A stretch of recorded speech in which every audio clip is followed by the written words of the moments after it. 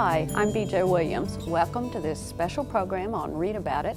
Celebrating Our Heritage, Oklahoma Writers is underwritten by the Oklahoma State Arts Council, and this program has been taped up in Tulsa with TCI, and I've got a lot of very interesting people from Tulsa who are in the writing and publishing world. I would like to introduce them, and we'll get started with our discussion.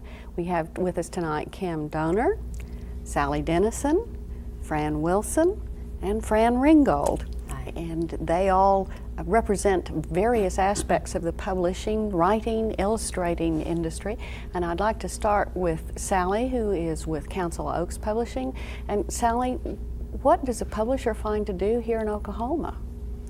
BJ, that's what we were, why we went into business at Council Oak in the first place, is there is much to do in Oklahoma. We felt like that the publishing industry at the time was dominated by publishing on the West Coast and particularly the East Coast and around New York, and that was limiting the viewpoint that was being put out there in the world, that was being published, that we could make a real cultural contribution by emphasizing the writing that was done in Oklahoma, but also the viewpoint in picking the things that we would publish. We don't just publish Oklahoma writers, of course, and we don't just market regionally, we market all over the world, really. But because we're here, we are able to take advantage of the rich cultural heritage that's all around us. Is that one of the things that Nimrod does, Fran? Well, actually, yes, and as I was reminded when Sally was talking about everyone doubting that there would be anyone to publish, that recently, I don't have it with me, we did an Arctic Circle issue, and everyone was saying, you know, are there writers in the Arctic Circle? Don't their fingers freeze, you know? And of course, there are writers everywhere. But I think it takes a support system that will let the writers know that there's someone out there rooting for them and helping to push them along, like Council Oak Books, that's going to support them. And Nimrod has, of course, been in the business for 40 years. This will be our 40th anniversary.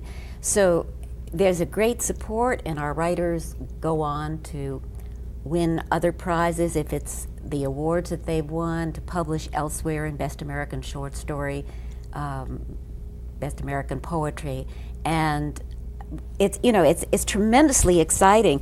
As a matter of fact, this young woman won the Nimrod Award. She's a Chinese American by the name of Gish Jen, and she won the award in 1985. She's now written 2 novels, the second of which has been very favorably reviewed in the New York Times just 2 weeks ago.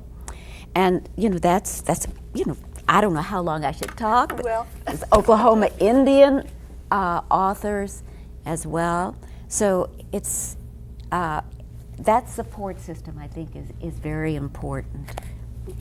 And I think we have a lot of informal support as well, informal in that there are a number of groups of writers that you can join or go to, and they'll tell you, yeah, it can be done. And Fran's nodding her head. The thing that is so marvelous about our state is that we've got, at least back in the 80s when I started, that we had 24 writing clubs all over the state. There may probably more than that by now.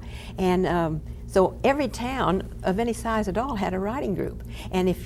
And for example, like we have 2 here, Tuesday Writers and the Night Writers, and then people come from Sand Springs, Collinsville. We've even gotten some from Caney, Kansas to come visit our meetings. And the good thing about the clubs, I think, is that they are for anybody. They're open for anybody that's interested in writing. You don't have to be a published writer. But if you come, and then you get all that encouragement and the help from the contact with other writers, it's just marvelous. I think one of the things that surprises people sometimes is they go to these clubs and they find out they are meeting published writers, internationally known writers who are still participating in the clubs and who are willing to talk to them, in fact eager to talk to them and offer that kind of support and encouragement. And I don't know that you get that some other places. Well, it's important. It's That's an extremely important thing to important do to your community once you've been published. They're buying your book, they're reading your books. If you're fortunate and you've met enough people, you will be talking to the libraries, to the schools. And if you're the kind of person who likes people and you're sharing what you think with people, then through publishing, through writing, then give back to your community. Go and support other people. And That's I think real we all important. do. I think that that's what is so marvelous about this community. The writing workshops, and in addition to the clubs, Nimrod has offered writing workshops for many, many years. The Arts and Humanities Council of Tulsa has writing workshops, and so does, I'm about to say UCT, but it's Rogers University. Well, they all change their names so often. And it's different times of the year, and that's another thing, that the groups have coordinated with each other and cooperated with each other, so that it's so hard to get the budget to get good writers together, not only from Oklahoma but from elsewhere, to share their knowledge, that if it's different times of the year, so that Rogers State, Rogers University can have theirs in the spring. Nimrod has its in the fall in combination to with the awards dinner, so that those people come in. By the way, this year on October 25th and 26th, we'll be having Lucille Clifton, who is just the most extraordinary, big, black, wonderful poet. And she was here 10 years ago. If you missed her, don't miss her this time. And if you saw her, I know you will be there. And then the novelist is Antonia Nelson, whose new novel, which is called Talking in Bed, was released just shortly ago, and 2 weeks ago reviewed in the New York Times. Again, they're saying that it's going to be a bestseller. And she's a wonderful young woman who actually entered the Nimrod contest 10 years ago and was an honorable mention, and her best friend won first prize. So I don't know how to deal with that. Well, and I think, speaking of the conferences, the conference at OU every year, the short course, that's where a lot of us got our start and got our break, because you get to meet editors and agents and publishers from all over. And I think that's something that a lot of the groups also provide. I know the Oklahoma Writers Federation has a big conference, and they bring in editors from a lot of the big publishers. And I know some of them not only give you encouragement on how to write, but they say, now, this is how you do it when you've got 3 minutes at a conference to impress an editor. You know, we're going to do a rehearsal. Here's your 3 minutes, and we're yanking you out when it's over. That kind of help is something that I suspect you don't get in too many of these writing courses. As a publisher, I love it that writers have an opportunity to find out a lot of these things, to educate themselves, because I also get queries and submissions and inquiries from people who have educated themselves about these things and people who haven't.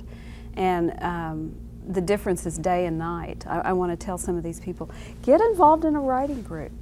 Read about, the publishing world. Find out about the world in which you're trying to move and work. If you don't, then you're like someone coming in offering to do brain surgery who's never been to med school, Excuse me?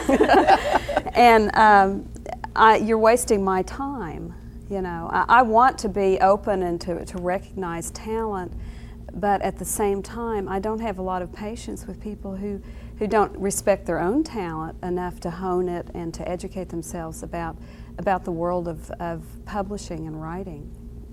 I'm sorry, it's not just the adult group that has that either. The children's writers, there's the Society for Children's Books Writers and Illustrators. It's a national organization, and there is a chapter in Oklahoma, and they meet in Edmond pretty close to once a month or every other month. They have publishers, editors, and published writers and illustrators in all the time. There's a wealth of information out there as to what you need to do, the steps you need to take in order to get a publisher's attention. And not only publishing, but I think the support group that we have neglected to talk about is education. That so much more now, you know, having been around for so long in this area, so much more is being done now. I brought with me a photograph of a project that initially was done in Broken Arrow, where children in the 3rd through 5th grade interviewed senior citizens. And from that material, the interview material, they wrote either scenes from plays or poems or whatever, put together a whole play on the history of Broken Arrow from the interview situation. Now, this may not teach them about how to get it published, but it certainly has taught them a lot about how to write it. And I am, of course, more interested in that and the experience that children have not only in the public schools but in summer programs. Tulsa Summer Arts for Junior High. The University of Tulsa for the first time is offering an arts camp for high school students this year. And it's an incredible experience. I simply adore my students. I left them to come here, but I didn't want to leave them. They're so good. Yeah. Well, and we've got Quartz Mountain Oh, in the southern part of the state too. So, and that may be part of it. I feel like, in a way, writers attract other writers, and we started out with some pretty good ones, and they just seem to be. Part of them are homegrown. Some of them, actually, I've been told, move here because there are groups that, people who want to be published will move here because they get that support and they get that encouragement. And a lot of us, and I was one of those when I first started this program, thought, well, you know, all you have to do is write a book. Well, yeah, and after you've done all of that hard work, then there's the whole other part, which Sally can really tell you about. You have to find a publisher who's willing. You have to get that book promoted. You have to talk to bookstores and libraries and everything. And again, this is something that you often don't get, even in our good writing courses. I have to plug the University of Oklahoma and University of Central Oklahoma. They also have some very good creative. They certainly do. But you still need the support of those other authors. Yes. Writing is such a lonely thing, and I just can't imagine. And you have to get those editors and publishers to look at your book. That's right. That's the real. That's the job. I think one of the misconceptions people have is that publishing is as a service to the writer, and that's not what it is. Our service is to readers. You know, we're providing a service for readers. However. And it's not even however, it's and if as a writer your goals coincide with ours and your needs coincide with what we're doing, then we will work together and we become a partner with the writer. People say, well, if someone else writes the book and someone else prints the book, what do you do, you know? And I go, we do a lot, you know. Or sometimes I go, I don't know, but I spend a lot of time doing it. But there's a whole creative process that goes on after the writer is through with the book. When the line editing is done, of course the writer collaborates in that, and the design and the marketing, and for years keeping the book out there. There's a whole business side of it that I didn't even want to think about when we went into business, quite frankly. But it makes the difference between whether someone will ever read your work or not. Mm-hmm. You know? And I really agree. It's a however, and I agree. Because certainly a literary magazine does all of those things. On the other hand, our mission is to serve the writer. And we sit over there, and these wonderful people, I don't know if you can get a shot. I brought a couple of pictures of our volunteers. Hold them down just a little bit. Right. And there are thousands, not just hundreds, of manuscripts which come in, and we read through everything that comes. 2 or 3 people sometimes read them. And we are just absolutely dedicated to that. And certainly we have an enormous number of rejects. But this issue, for example, is called The City, and it features writers from Tulsa and Oklahoma City and all around. As a matter of fact, the cover photograph that you're looking at was by a 9th grader from Tulsa, and inside there are many other pictures by the 7th and 9th graders from Holland Hall School, but the work on the inside is written by a Tulsa essayist, architect, by a woman who had lost her sister in the Oklahoma City bombing and made this extremely complex and fascinating piece, had never published anything before. And this is such a show and tell. It's just Somebody so, came She's good at prepared, show and didn't tell. they? Great. All right. Okay. Here. See if I do this well. You see this silly fish? Well, Nimrod's history has been that we were always failing, we were always going to dissolve, and then we survived again. This is one time when we were inside of the alumni magazine because there wasn't any more money, says, and in this yellow section, as opposed to the white section, was to be the last pages of Nimrod, and in it is Rumblefish, the first version of Rumblefish by Susie Hinton, S.E. Hinton, which later became the novel and then later became the movie. So, I mean, right in your backyard, right here, are people, that's all we do. I mean, a man came up just yesterday with this leather-bound portfolio of poems with hand paintings on them that the wife of a friend of his had given him. The friend is 95. I tell you this, Sally, because he would like to have it published, and we're discussing ways of possibly having perhaps a page or two published. We can't do a whole volume. That's Sally's job. That's Council Oak's job. But or at least to give him an opinion as to what he might do with it. Unlike Nimrod, Council Oak is a for-profit corporation. We have to make a profit and pay our overhead and then make a profit. Return people, return people money on their investment. We do carry Nimrod in our catalog, which this is the latest version of the catalog. Featured on the front is a book, a very Oklahoma book that, however, has international appeal. Get it toward the camera there. This photograph is by Harvey Payne, a Pawhuska attorney who's also head of the Tallgrass Prairie Preserve in Pawhuska. And this is a picture he took of the Tallgrass Prairie Preserve that the Nature Conservancy is developing outside of Pawhuska. We're doing the book on this, and that's our feature title for the fall.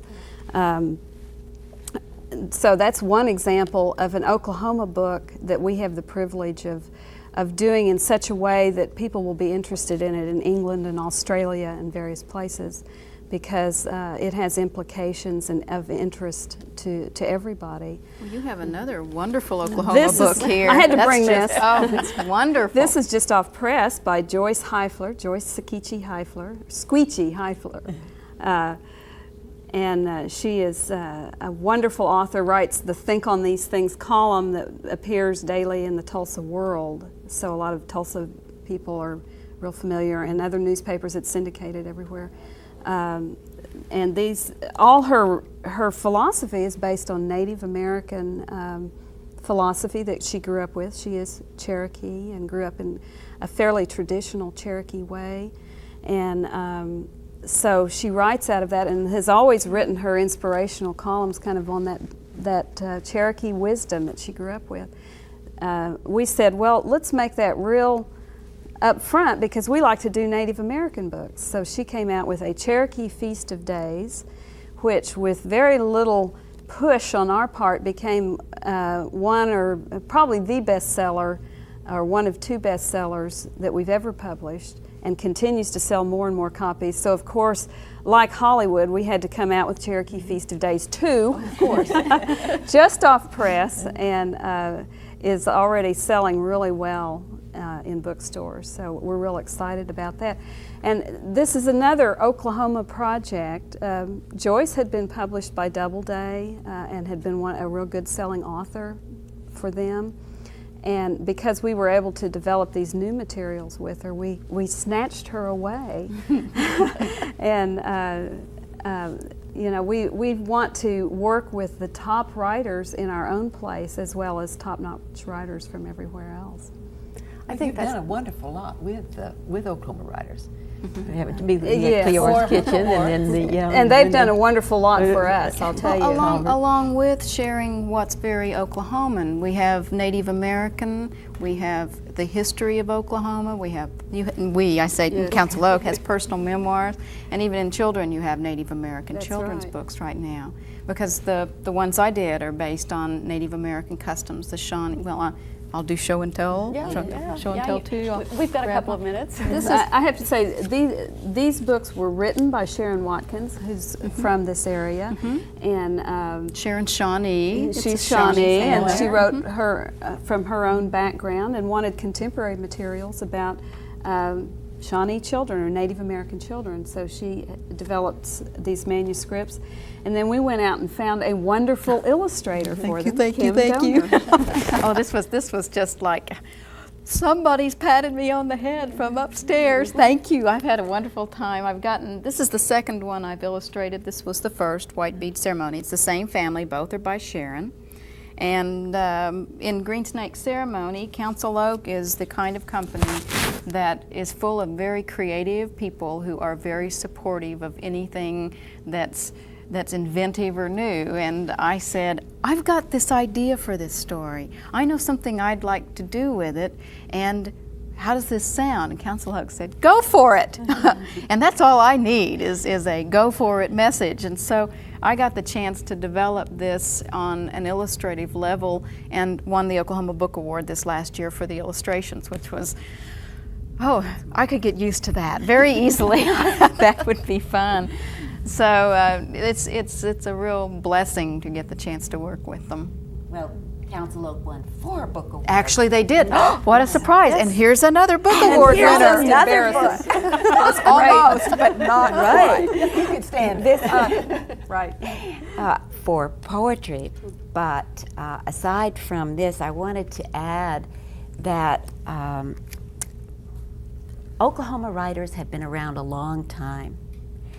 I think it's just that we've recognized them, and certainly way before this issue, this is the first Oklahoma Writers issue, full, it's 175 pages of Oklahoma Writers from 1975. And it also has an Oklahoma artist on the cover. That's a Daniel Lang painting, really of Italy, but it sure looks like Oklahoma. Yes, it does. But in this issue, amongst others, are Ted Berrigan, John Berriman, who is an internationally known poet, but few people realize that he's originally from Oklahoma. Bill Epperson, who's still around, still writing, head of the English department at ORU. Carol Harrelson, who of course designed for Council Oak Books for so long, won the first Nimrod Award in 80, I believe it was, 1980. As a and poet. as a poet. She's a and marvelous poet. Right, and blind judging, so I was so excited. And Lance Henson, an American Indian from Oklahoma. Paulette Millichap, a partner in Council Oak, and which was not in existence then. David Ray, who has made his career not in Oklahoma, though he was raised in Oklahoma, with H.L. Van Brunt, who's also in here, in an orphanage, in the Sand Springs orphanage, and Carter Rivard, who won the Oklahoma Book Award last year, but this was 1975. And so I think that the important thing is, I mean, they were younger. They were not even young, right? Except for Carol. But, you know, they were younger. But now, finally, you know, Manly Johnson, who was on another of your programs, is getting some recognition as a poet, and he was in this issue. And this is tremendously important, all of these writers, so that we can say not only do we do writing in Oklahoma, but we support that writing, we promote that writing, we're proud of that writing. It isn't something, you know, people, I think, even with poetry, have gotten over the idea that it's something that you do in an ivory tower. You write about socks and pickles and One thing, though, that I've noticed across the board is when you do write or when you do artwork, it is very solitary and it's very isolating. And I would have thought that the group of people I would meet at these groups, the writers' groups, would be very quiet and reticent and introverted. What a joke! I mean, everyone's shoving each other aside because we're all babbling our brains out, somebody to talk to. And then you run home and process it and you put it in a story somewhere. But Well, on that note, I'm afraid we're going to have to close. We've run out of time. I'm sure we could all talk for another 2 or 3 hours. that's right. Here we are. I want to thank all of you for being with me, and I would like to reintroduce you. fun. Good, good. We have Kim Donor, Sally Dennison, Fran Wilson, and Fran Ringgold. And be sure and join us next week when we'll have more Oklahoma Writers.